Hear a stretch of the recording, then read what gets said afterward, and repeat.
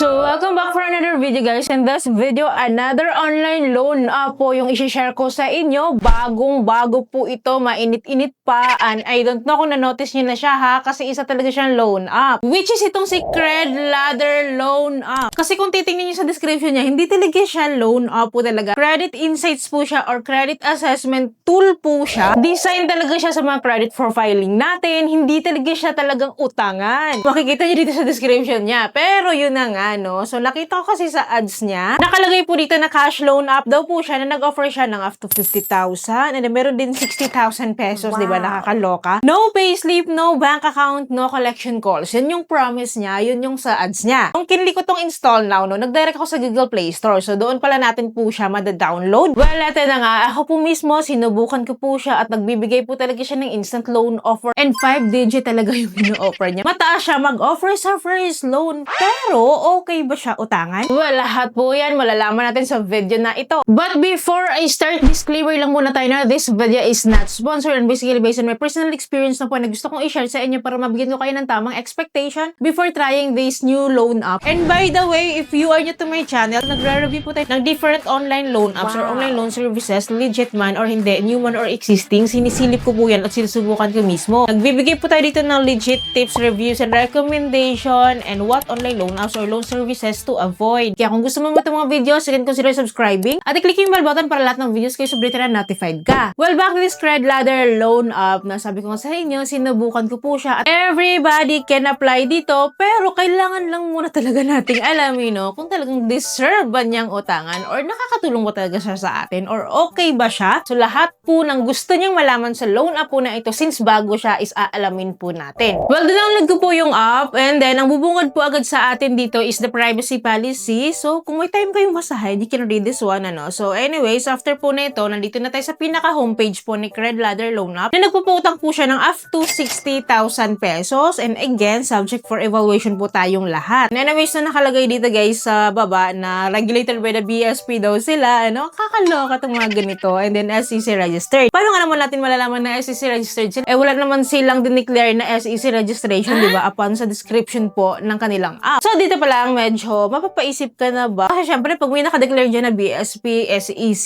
regulated, diba? Medyo maaantig ka rin naman na, legit ba talaga to? Well, kinlik ko tong get credit limit to start the application. Nandito po, we need to input our mobile phone number as usual. Then, click natin yung send para mapadalan po tayo ng OTP or verification code. At ang padala po sa atin is si more1. So, i-enter po natin tong code na pinadala nila. And then, after po nito, so, meron tayong i-undergo po na questionnaire dito about sa mga loans natin. Overdue loan, existing loans po, no? So, sasagutin lang po natin ito. Pero meron sila 5 questionnaire dito. Anong pinagsasagot ko lang po dyan? 0 loans, no loans, yung mga ganun lang po, no? Kasi madedetect naman nila yan if ever. Kung legit talaga sila, diba? Anyways, after po nito, no, we need to provide our ID information po agad. And then, ito po pala yung mga IDs po na nire-require po nila. So, pipili lang po tayo ng kahit isa lang po dito. And of course, after po nito, pipicture po natin yung ating ID. Then after po nyan, dito sa baba is the facial recognition na po. So, we need to undergo this one po. So, magsa-selfie lang naman po tayo niyan. Then, after po natin tong ma-submit, no, magka-capture po yung ating ID information po dito, like our full name, ID number. So, i-check na lang po natin yan kung yan po ay tama. So, kung okay naman po yan, click na natin tong confirm. And dito po, we need to undergo the personal information including the gender, email, birthday, educational level, marital status, number of children, and dito sa baba po is the employment information na po. So, ito yung sinasabi ko sa inyo, guys, under na employment status po, no. So, okay lang po kahit po tayo ay student, unemployed, retired po, na freelance, housewife, and of course, the employed individuals. Kasi kahit unemployed po yung sabihin po natin or i-declare po natin dito na employment status, kailangan pa rin naman po natin mag-provide ng mga income details, work details, wala pong pinagkaiba. So, formality lang siya. So, after po natin ibigay information na kailangan po nila dito, no, proceed tayo sa next step, which is the emergency contact or the contact information na po. So, dito po, dalawa lang naman yung kailangan po nila na contact information or the character references ng po. So, we can manually fill up the number and then the name. Pwede rin naman tayo mag-direct sa ating phone book list. And then after po nito, the last step po, last step agad, no, is the bank account or the withdrawal information po. Pwede po natin piliin yung bank card or e-wallet. Kapag mga loan up guys, e-wallet talaga yung pinipili ko. And preferred ko po dito is GCash ko po. So after providing the withdrawal information po, no, so submit po natin. And then nakalagay po dito, the credit limit has been activated. So parang familiar siya sa akin. Anyways, no, click lang natin tong confirm para makita po natin yung ano ba meron sila. So anyways, after po nun, nakalagay dito the loan application has been submitted. You have requested 3 products. The total amount po daw noon is 10,500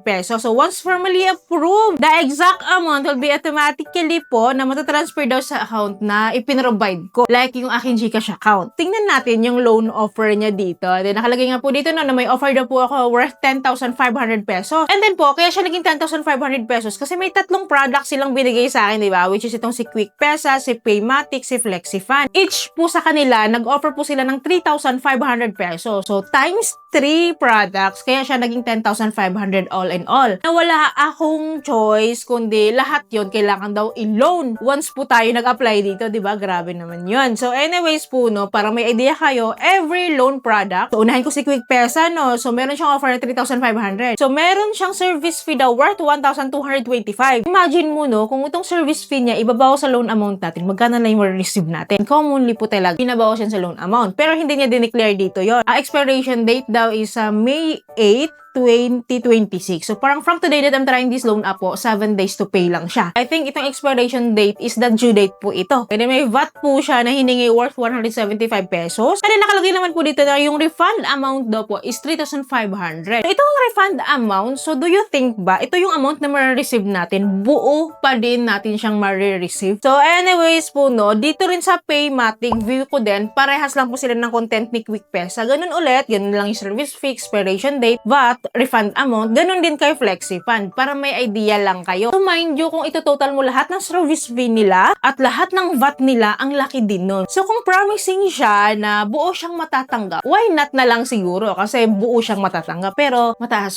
talaga yung interest rate niya, and then knowing na for me, 7 days to pay lang siya, yun yung pagkakaintindi ko kasi naka-declare naman dito yung expiration date daw ng loan na to, so 7 days to pay. And worse pa, kahit hindi ako mag-apply dito or hindi ko kinlik yung apply, hindi ako nag-decide na mag-apply dito, automatically po, no, naka-process na siya. Aantayin ko na lang na ma-disbursean ako. So, parang meaning po nito, auto-disbursement po itong loan po na ito. So, nakalagay po dito, under review lahat sila itong 3. So, wala akong ginawa, hindi ako nag-apply, hindi ako nag-confirm na mangungutang talaga ako. So, sila na yung nag-decide para sa akin. So, very familiar na po siya sa akin kasi ilang beses na siyang nangyari sa akin yung ganitong format under kay Metacash loan app, if you know Metacash. Kaya antayin na lang po natin na ma-auto-disbursean ako kasi guys, FYI po no, dahil marami na nga ako na-experience under kay Metacash or under kay More1. So, na-experience ko din po dito na ma-disbursean po talaga. Kaya medyo scary pa rin sa akin na maka-encounter pa rin po ng ganito dahil wala akong choice eh. So, antayin ko na ma-disbursean po talaga ako dito. Well, after a few minutes guys, no, few minutes talaga na siya real time na may result. So, few minutes, nakita ko rin naman. Buti na lang, thank you Lord, rejected po ako. Tumusay pa ako nito dahil na-reject ako kasi ayoko ngayong ganito, yung mga gatong atake, auto-disbursement. So, buti na lang guys, hindi ako na-aprobahan. At least nakita ko naman yung information na kailangan kong makita or malaman po dito. And then nakita nyo rin, yun naman po yung pinakamahalaga. Maging eye-opener sa atin ito, no? Mabigyan tayo ng heads up, tamang expectation, ano bang meron sa loan up na ito. From the very beginning up to the end, share ko yan sa inyo. So, na-reject lang po ako, and FYI po, hindi porket na-reject ako is mare-reject din kayo. And if I were you, kung ako tatanungin nyo, huwag nyo nang piliin yung mga ganitong mga loan up. Dahil nga naman, no, medyo fishy siya, and then hindi natin alam kung magkano na lang talaga i-disburse nila sa atin kasi I don't believe na buo po siyang matatanggap. Kasi sa experience ko nga sa kanya before, hindi ko talaga siya buong matatanggap. And if any one of you po, no, na naka-experience na encounter po yung ganito or si Cred Ladder loan, paki-comment down below para aware din po yung iba nating viewers in case po na disbursean man kayo dyan kasi auto-disburse po talaga ito. Well, don't worry, lagi naman po ako mag-update sa inyo kaya dapat po nakasubscribe po kayo at click yung bell button para lahat ng videos ko is updated and notified po kayo. Lamang po, thank you for watching this video. See you in my next video. Bye!